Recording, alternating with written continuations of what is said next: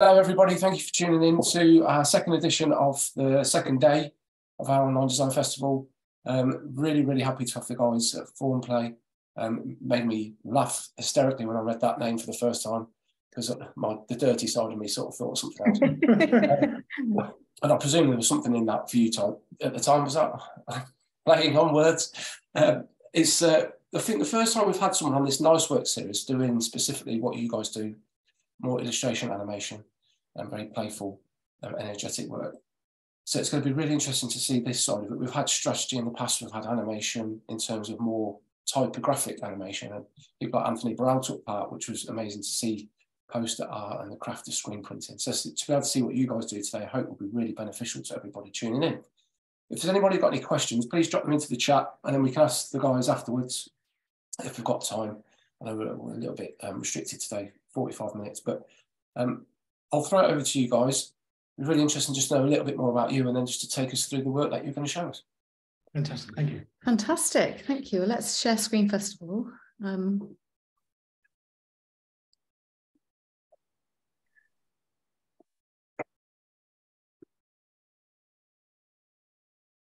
Great. Okay, so is that all clear? Can everybody see that? Yeah, that's perfect. That's brilliant. Thank you all. First of all, hello everybody. I'm Catherine. And I'm Mark. Hello. And as Chris said, we're Formplay. And first of all, Chris, thank you very much for inviting us to talk on this. I'm really excited to be here and to share some insights into our work. So we're actually based in Brighton, and we're a small animation studio. We help brands engage with audiences through our playful character-based films. And we launched about 5 years ago in 2017. And since then, we've had the pleasure of creating films for brands such as Google and Nickelodeon and Comedy Central. But at our core, we're an animation duo. We're both self-taught, and although we've been in the creative industry for over 25 years. Yeah, so I've always drawn, and I started my career in print before becoming a full-time illustrator. However, animation's always been my passion, and 5 years ago we decided to niche and focus solely on 2D animation projects. And I, in contrast, started as a trombonist, so not at all related, and I was working in the performing arts before gradually transitioning to design. And again, I'm self-taught also, and I think that's really shaped the way we approach work. And as a studio, we very much have this ethos of sort of continual personal development and learning. It's just at the heart of how we work. But fundamentally at the heart of our practice really is play and playfulness. And I think that really taps into that whole ethic of learning. And we really believe that this approach to storytelling helps cut through the noise and makes a bigger impact. So what's play got to do with it? It's a question we're often asked, but particularly named after, we obviously called Formplay. And this is basically our mission statement. We believe in the power of playful storytelling brought to life by engaging characters. Our mission is to craft animations that captivate audiences, foster positive associations, and balance humour with levity to create richer, more memorable experiences. And for us, play isn't frivolous. It underpins everything we do. So as storytellers, we love to experiment with short, humorous animations just to see how they can cut through the noise and resonate with viewers. And we're constantly putting out very short sort of studio mini films that we use as part of a exploration style, really. And it's been key in developing our actual studio style, our illustration style, but it's also been integral to the way we attract new clients. So we really encourage people to get playful and share their own work, and not just the work from clients. So, for example, this loop was an experiment in the sort of subtle interactions between characters. And it was this that led to our commission from Google Shopping. And this is Google Shopping. You can see some of the style frames and, similar character styles within this, the sort of very long limbs and bodies and sort of slightly smaller heads. And here are a couple of other studio-led projects, and these are two examples of short stories we created for Instagram. And combined, they've actually attracted over 2 million views, which for what we think are very sort of with this very modest sort of hand-drawn style, it's been a really great education into what resonates with audiences. And they've also attracted new clients. So we'll talk about that later on. But overall, playful storytelling, we believe, can really help brands differentiate themselves from competitors, because play resonates more deeply with audiences. And it's this appeal that we'd like to see more of in the industry overall. So most studios have a show reel to share their work, but we like to call ours our play reel. And here it is.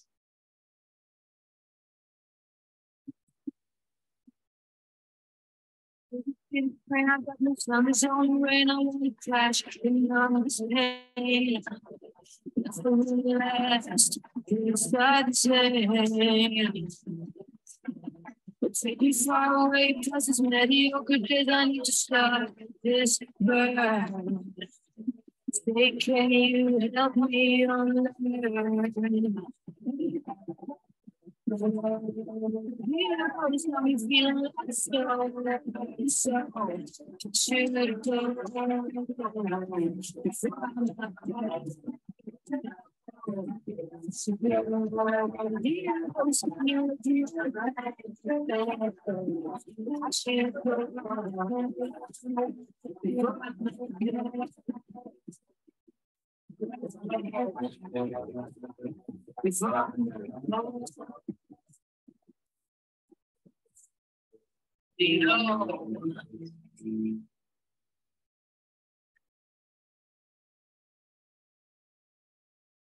So we're super curious about creativity in general. And I think as we've just been reading and learning more about it, we came across this quote and it's really stuck with us. And it's basically that there's no word in the Tibetan language for creativity or being creative. The closest translation is natural. In other words, if you want to be more creative, you just have to be more natural. And this quote is from a brilliant book by Tom and David Kelly called Creative Confidence. And it's full of insights and exercises, sort of no matter what stage of career you are. But for us, within animation, we just think that actually making characters believable oftentimes means that you have to just tune into their most natural reactions or emotions or thoughts. So in today's talk, we're going to share two projects that show not only insights into our process, but how we tune into the playfulness of characters to enhance storytelling that engages audience.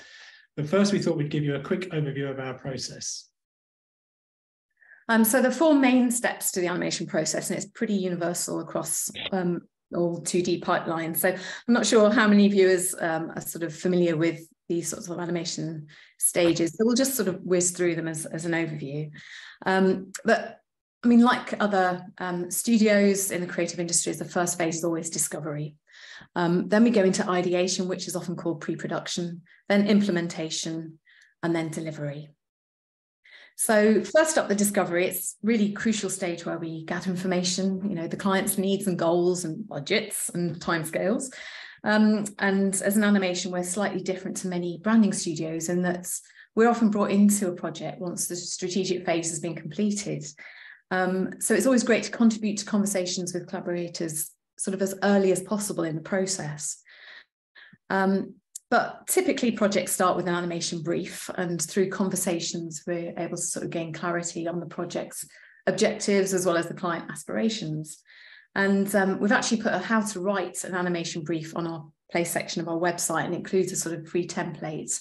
And it's very simple, but it's just the sort of questions we like to have answers to when we get a brief. So it's just a handy resource.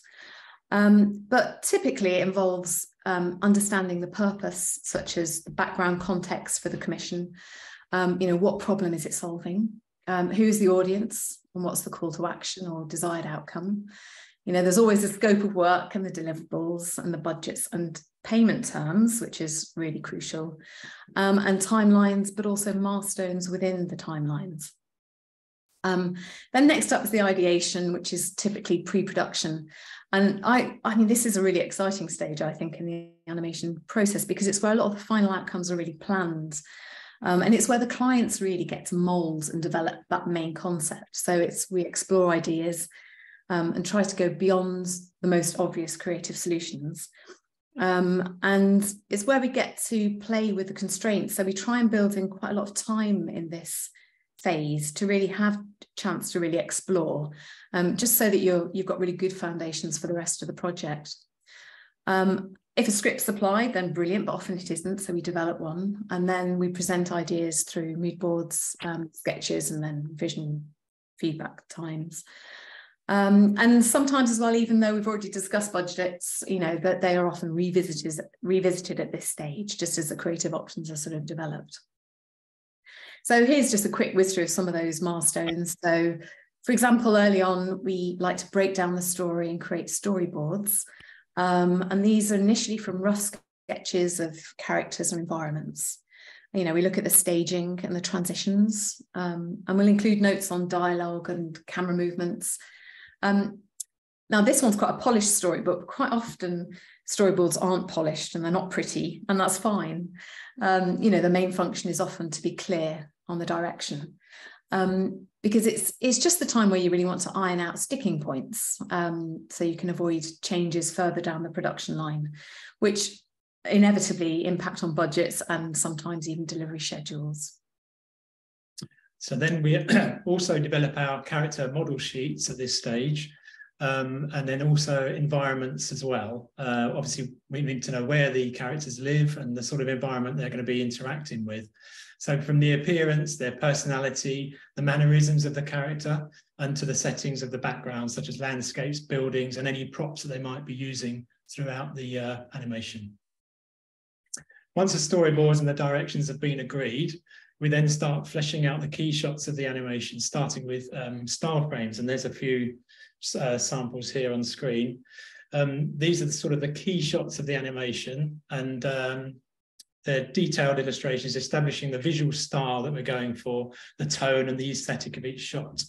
It's really vital to have a clear understanding of how the project is going to be animated at this stage. So these styles determine what sorts of tools we'll use, and then the time needed to get the best out of the project.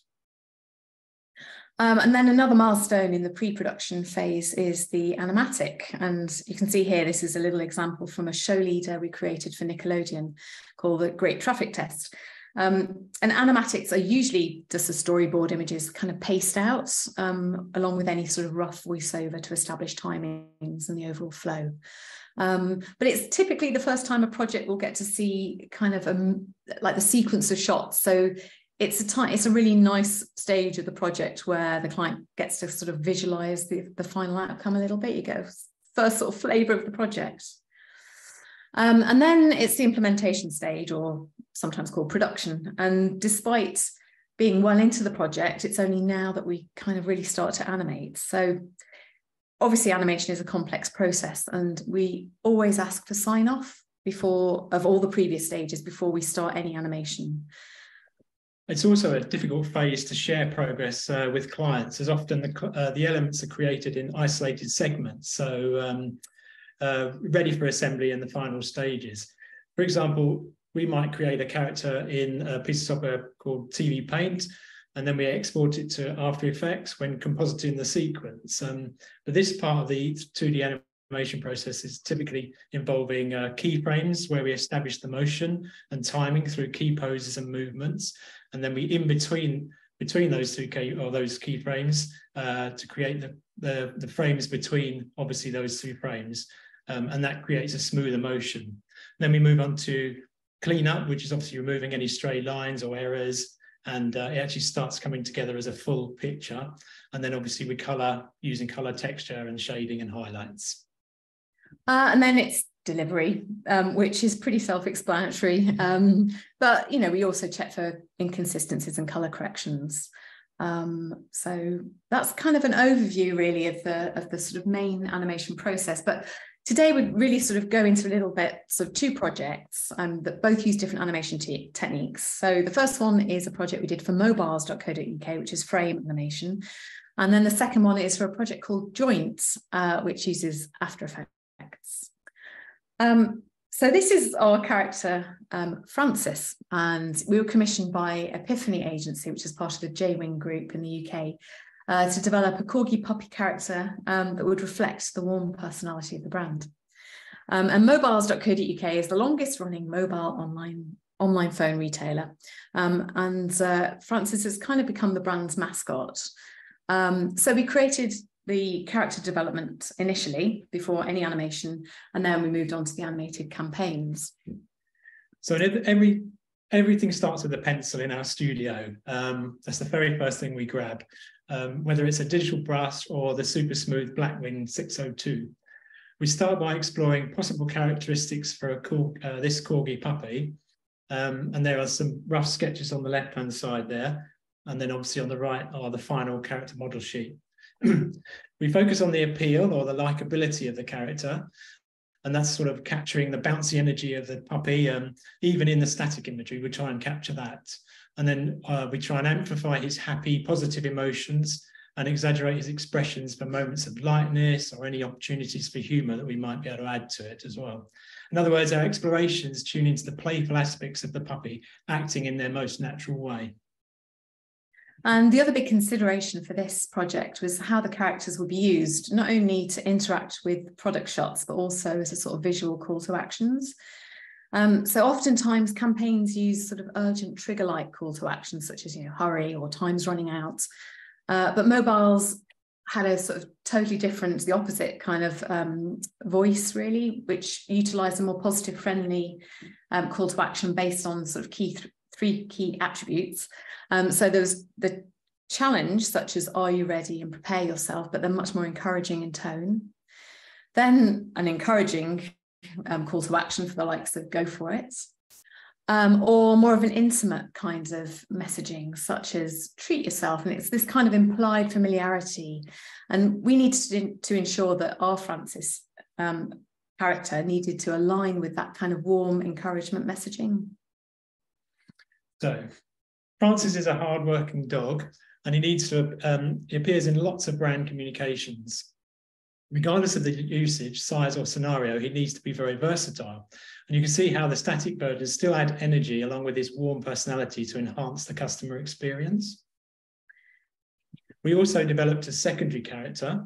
I can't actually remember the name, but this character needed to interact with Francis. I think it obviously was a girl character. She not only does her laid-back personality contrast to Francis, but physically they balance each other out and have a great comedy duo. So once we'd obviously established Francis as a character, it was time to make him move. And so this whole commission for animation started with a 20-second sequence for a campaign, but there were lots of other deliverables, as you can see here. So whilst this isn't a particularly exciting slide, it's kind of a typical overview to show the sort of scope of a project and the formats required that we typically get for projects. And it's all the information as well that we base a lot of our sort of quotes and schedule milestones on, and when we agree revision times. So it's really important to have this, because I think especially that costing part is the hardest to gauge when you're sort of first starting out. But as well, it just kind of gave clues as to the sort of changes in creative. So there are various format ideas in here, and changes to the creatives, such as the dog fetching a stick or licking the logo, which obviously would impact on the actual creative development time. And then once the costs are agreed, we go to the storyboard. So we followed the same route as previous, as the normal sort of process. That's just a sample of the storyboard. We then create a rough pencil pass before moving on to the final animation. Here's a little sequence of the final line test in TV Paint. That's the software that obviously I've mentioned before. This is how we create our frame animation. So TV Paint's a really great piece of software if you're looking to create digital animation that has that hand-drawn traditional aesthetic. Drawing feels really natural in it, actually, and the timeline is really simple to understand. We also love the built-in brushes, which it has, which you can customize and get the style of the animation that we were looking for. And the interface is so easy to navigate, and it's got some really powerful features. If you can see the green and the orange lines on this piece here, they're actually the onion skin feature, which is really good. And it basically helps. It's very similar to traditional paper animation. Also, when it comes to the colouring process, TV Paints really has a great feature that helps you speed through the frames much quicker than doing the colouring one at a time, which is really good. This sequence is about 5 seconds long. I'd say there's about 100, just over 100 drawings, and that's set at 24 frames a second. Now we animate using 2s and 1s, a combination of the two. When it's anything that's quite needs to be fast, that can be on 1s. Anything that's slightly slower, that can be on 2s. The eye doesn't need to see everything on 1s. Sometimes we can it's a much more economic way of animating in traditional sort of animation. We also thought it might be interesting to see some of the drawings that create some of the motion for the little sequence that you've been seeing. If you look at the top right-hand corner, there's a lot of squash and stretch throughout most of animation that we do, especially for this character, Francis, because he needed to be really sort of flexible and show that playfulness about his character and not be so rigid. So here, so you've seen on the top right. Another frame style that we use here is on the bottom right, which is a smear frame, and that's sort of akin to the old Warner Brothers Bugs Bunny style cartoons. I think it was actually pioneered by them, and it adds a nice dynamic to the sequence and can help trick the eye. Finally, there's some secondary animation that we've added to on the right-hand side. As Francis settles down into his final pose, you can see the scarf arrives a few frames later, and that again just creates a sense of natural, playful movement and other forces that might affect your motion. So that's just a quick look at a short sequence, but hopefully it gives you an idea of how we approach shots like this in our hand-drawn style. Hey, little guy. Oh, so what say you off? This is the final. Oh, I see. You got an exclusive deal from mobiles.co.uk, the longest running online phone shop. Just simple, award-winning phone deals. Be quick, and you too can feel like Francis. Visit mobiles.co.uk. Treat yourself to exclusive deals. So that was the final animation. We did 3 campaigns, all with obviously very different storyboards. And then these are examples of other deliverables. And actually we took extracts from the key campaigns for a lot of these. So we were quite economical with some of the characters. And obviously it helped sort of pull the campaign together on different platforms. But also, since we started creating this character, and I think this is quite typical actually of quite a few projects where, obviously the brand has developed this character as a key part of their communications.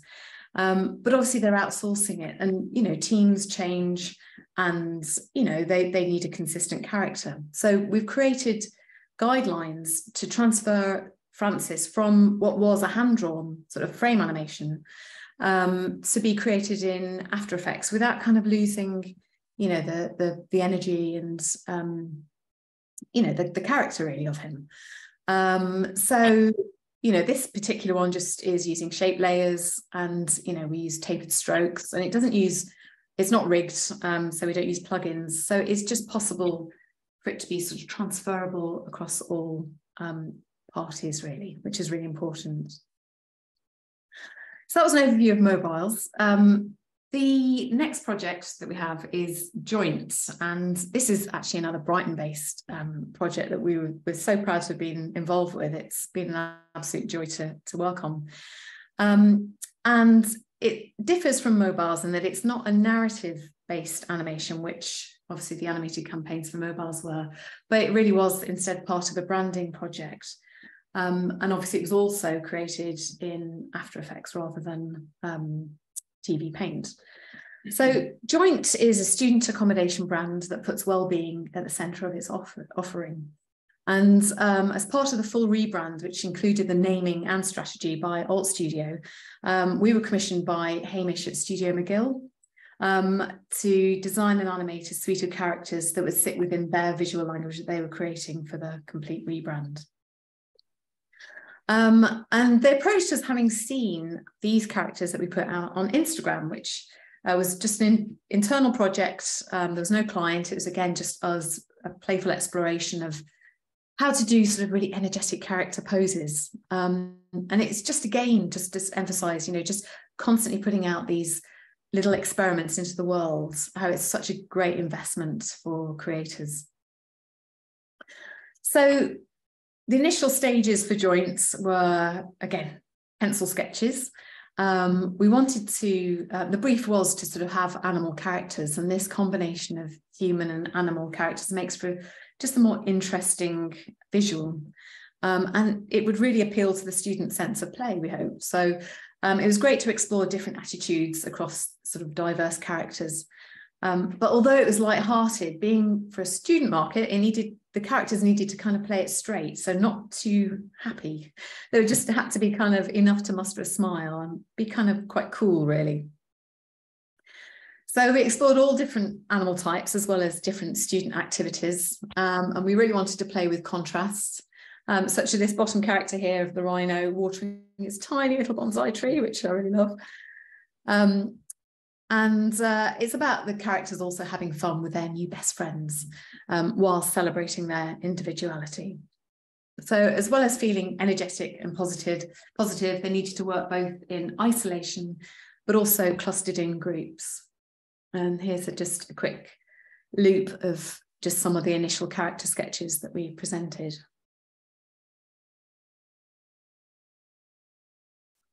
So next slide, this is the biggest challenge for this project, actually. It was tailoring the illustrations to appeal to that sort of student demographic. As we said, not being too childish. In this development process, actually, the team at Studio McGill suggested reducing the size of the character heads, which, as you can see, immediately skews it back to that older market. It's really quite interesting once you sort of do that immediate switch over, you think, oh, yeah, that's got it,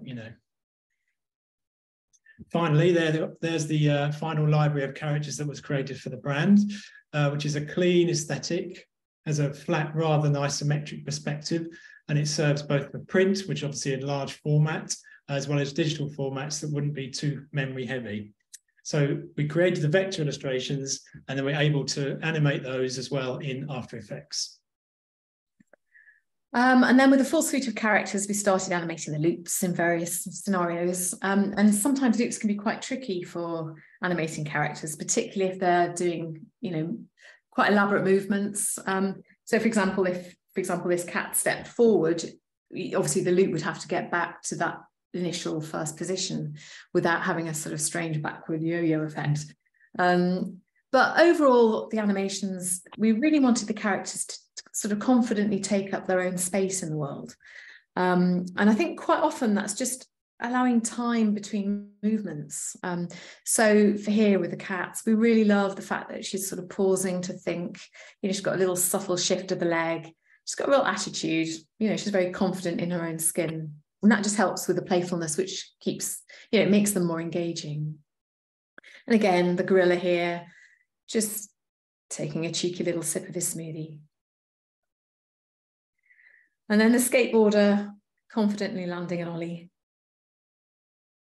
And the thing that I really love about this animation are all the morphed kind of character poses that you don't see. It's a real trick of the eye. But when you break it down, then you can see how we sort of exaggerate it to get that kind of fluid movement.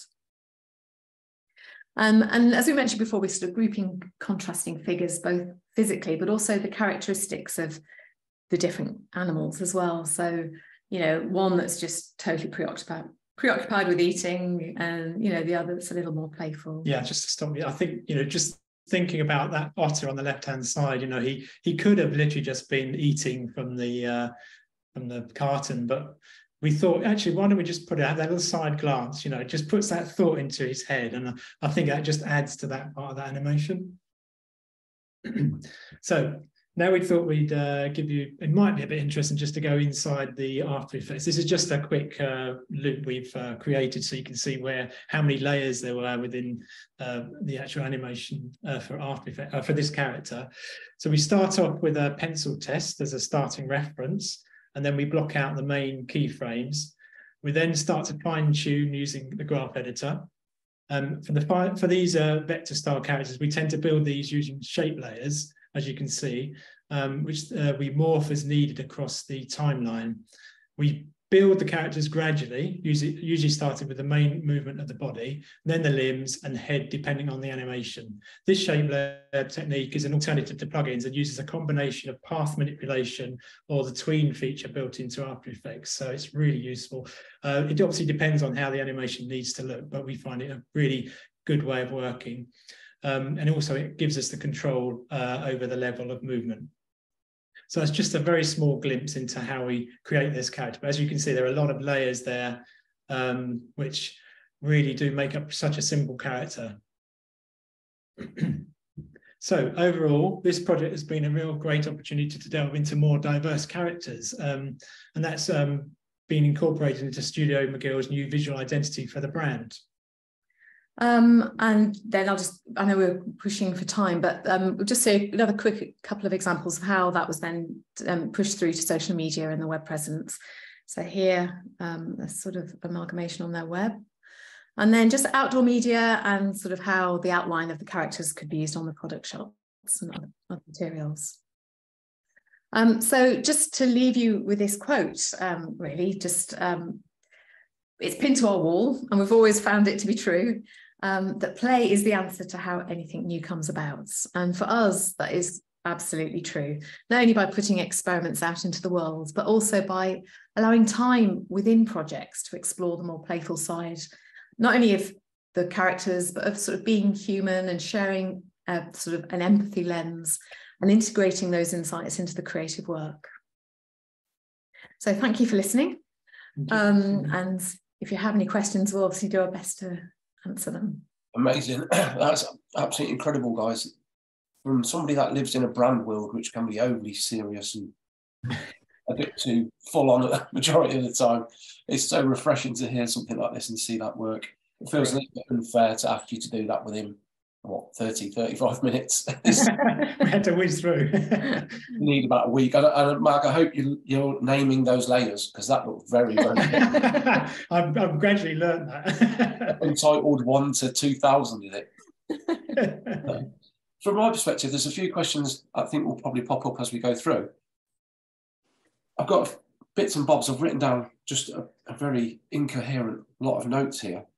But I think I wanted to go back to the playful side of what you referred to that quite a lot. Where does that come from? Is that something that you guys have, like human nature's part of that? When you mentioned trombonist, Catherine, that made me think about the fun you can have in an orchestra and the playful, the noises that you see for films and all those sorts of things. Is that all just part of your DNA? Yeah, it's a really interesting question, actually. I think we've got a very, I think everybody's sort of DNA is this eclectic mix, isn't it? And I think we just tune into that quite heavily. I think partly because we haven't been formally trained, so we draw on those sorts of inspirations. But I think as well, we went through a period where we did a lot of design work, and it wasn't really our true passion, and we really burnt out. We lost our play, basically. And it was either change things radically or do something, do something completely different. And so we had to really examine what it was that we wanted to do. And animation, and specifically character animation, was the thing that we just kept coming back to, even when it wasn't a client project, we were just always drawing, experimenting. So it was the natural transition. And I think we've just noticed that people get trapped in this sort of, you're building your reputation, you're building so many facets of your career that sometimes it's quite a risk almost to put work out there and to be playful. So it's something that we really encourage people to sort of retain and hold on to. Yeah, I think some of the social media accounts, and that's not the be all and end all. I get very conscious of always focusing on things like social media because we all use it. But some of the accounts, the studios that I go to or go back to, are the ones that talk about what's left over on the floor, what they chopped out projects, what the clients didn't pick. The things that were those experiments that I think too many people are afraid to put out there because it doesn't create this polished tile of Instagram. That it doesn't, I think the industry has sort of somehow told us or conditioned us to be a certain way. And showing the other side is really important, isn't it? I think that's it. And also, I think as well, just using sketchbooks and being able to just write down little doodles and things like that. We do play like that as well, just very much constantly, every day, just try and draw, keep drawing, especially for myself. And that really helps with that playful sort of outlook, really. I think it's always about what if, you know, and we kind of play off each other. What if this happened? What if this happened? And that's how we kind of create these playful characters and what they're going to do essentially in their world, you know. Yeah, do you ever feel that that playfulness can get lost because if you're dealing with a commercial client, say the mobiles project, that their brands have a tendency to be very structured and systems and grids, and naturally these things have to happen. Language can be a little bit toned down, you know, and colours and all these sorts of things. Do you ever feel like your work can maybe get a bit skewed and it lose some of that? Or is it you, I think more than anything I'm asking, are you really conscious about who you work with to make sure that those things are upheld? Yeah, that's absolutely. I think, you know, spending time in that discovery phase, making sure it's a good fit and not being afraid to say, actually, it's not a good fit is really important. But also, I think showing clients what they want, you know, giving that as an option, but then showing them something that they didn't know they wanted is a route we've always taken as well. So, you know, they've got that reassurance that they've always got that fallback safety net of what they asked for, but then just showing them an alternative and not being afraid to, you know, for it to being completely on the edge of what they're expecting. You know, that's fine. I suppose also if you work with, like, say, you mentioned Alt and McGill, that collaboratively, I suppose if you're in a sort of a professional relationship where those things are coming to and fro, aren't they? They're coming for you for your expertise. They've maybe already put something in place that's creative to support that. They know what they're looking for. Yeah. It goes hand in hand, doesn't it? Yeah, definitely. Yeah, I mean, Studio McGill were a great team to work with, actually, and they really, you know, it was a really great collaborative process. So yeah, it was a good one to work on. Just a final one for me before I start to read out some of the ones dropped in the chat. I think it's probably more aimed at you, Mark. How do you go about, this is specifically to the joint project, how do you go about when you're using animals to reflect human movement? How do you go about capturing that so it looks realistic? You know, because I think we've all seen things where you think that just doesn't really work. You know, it's maybe a bit disjointed, or it's not natural human movements, but they all look like they were actually people. You know, not the way that the skateboarder or the person was eating it. It looked very, very sort of fluid and realistic. Yeah. With a head that's not human. It's a strange question to ask, but do you have to do human studies? Do you have to look at people? Or Yes, definitely. I mean, that's one of the sort of key to being sort of an animator is obviously really studying people. You know, you've got to keep drawing people for one, but especially for these characters, they were more based on human sort of traits, but obviously they were animals themselves. You know, but then you could add that because of the size of certain ones and the way they were built proportion-wise, that was quite a challenge to work out how they would move, such as the gorilla. You know, we had long arms, but how does he sort of move without looking a bit sort of awkward or something like that? So it's always just tweaking and how you eventually create that character and it suddenly comes to life. You think, yeah, this is starting to make sense now, you know. Yeah, it must be a great moment when it sort of, it has that, you know, it just turns that corner, doesn't it? You know, the hours of knocking your head against the wall.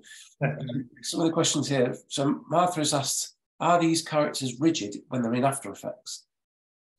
I'm sure what she means rigid, but essentially they are all just shape layers. Every layer is a shape layer, and then we actually move each shape layer part by part, you know, so every frame, so we create keyframes along the timeline. So we don't actually use for this particular project, we didn't use any plugins like Limbo or Duik. This is all shape layer.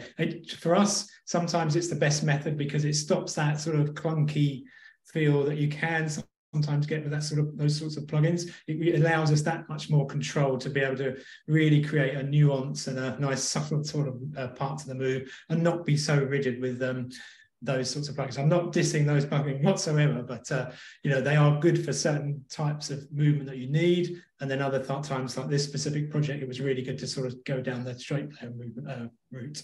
Well, that was question for me from me. So thank you for the answer.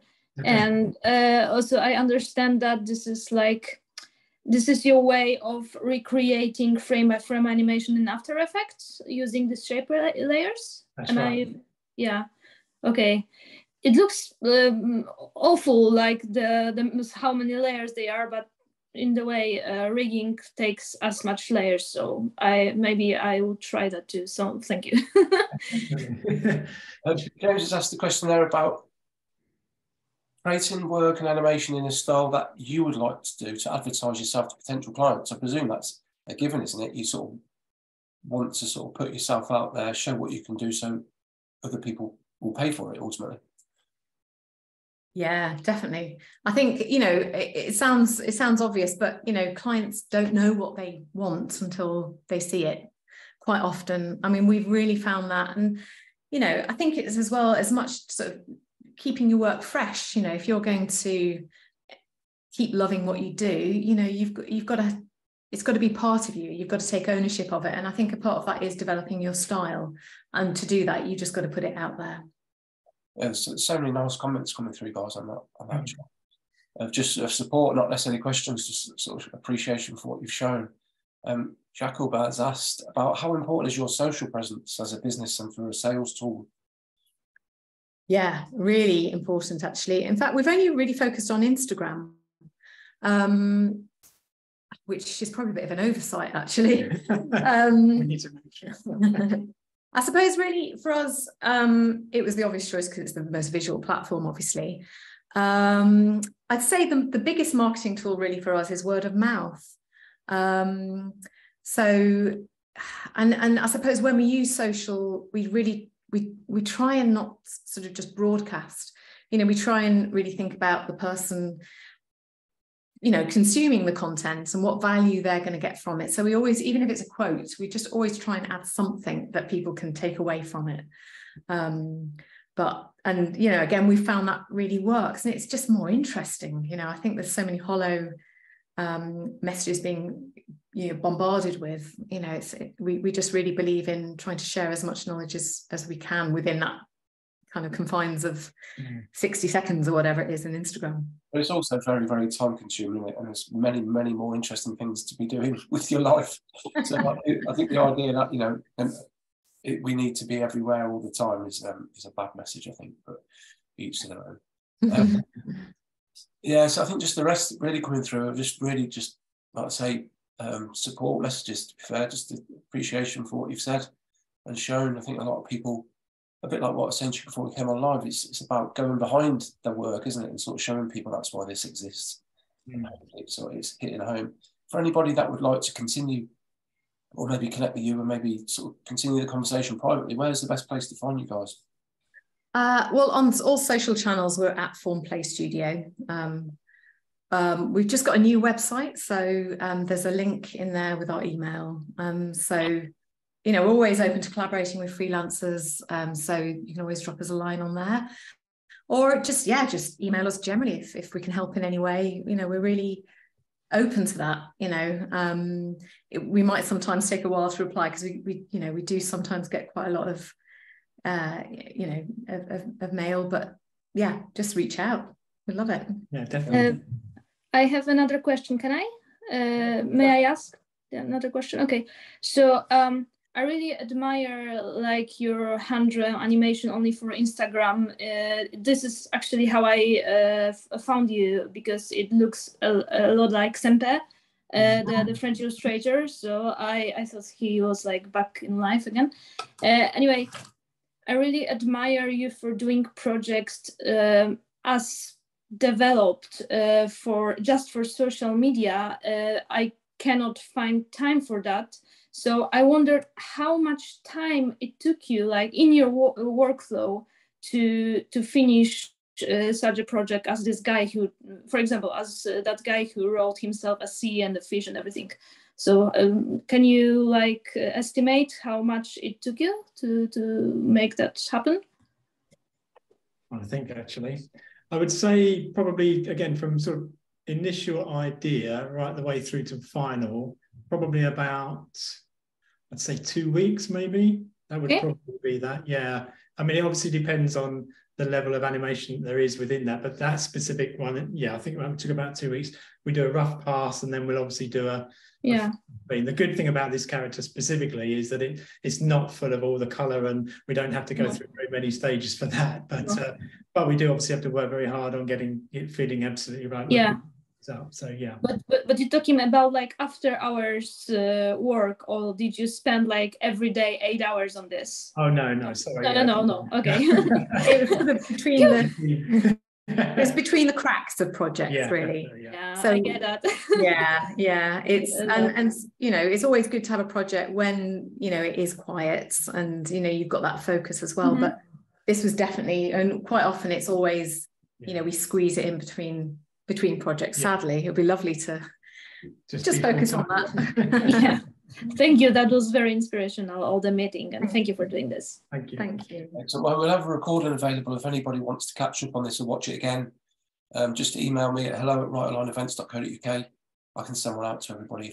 Sometimes it makes it a lot easier if you can recap and just, you know, stop the frames and look at certain parts that you might not get live. So I really, really appreciate your time, guys. It's been very, very helpful to have you involved in this.